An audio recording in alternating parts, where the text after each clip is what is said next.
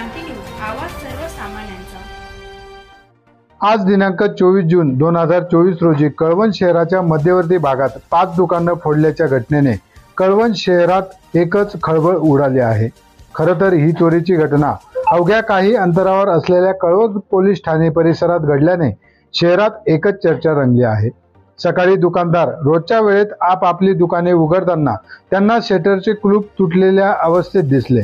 अशा 4 ते 5 दुकानांमध्ये चोरी झाल्याचे निष्पन्न झाले आहे।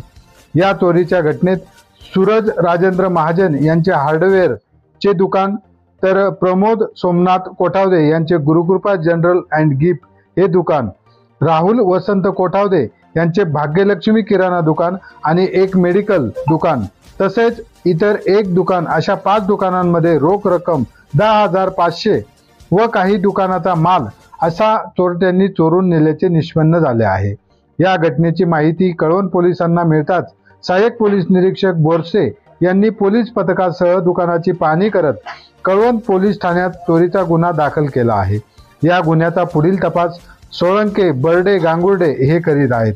दरम्यान कळवण शहराच्या मध्यवर्ती भागात ही चोरीची घटना घडल्याने व्यापाऱ्यांमध्ये भीतीचे वातावरण पसरले असून या चोरीच्या गुन्ह्यातील चोरांना पोलिसांनी तात्काळ अटक करून कायदेशीर कारवाई करण्याची मागणी नागरिकांनी केली आहे। महाराष्ट्र क्रांती न्यूज साठी प्रतिनिधी सुखदेव बागुल, कळवण।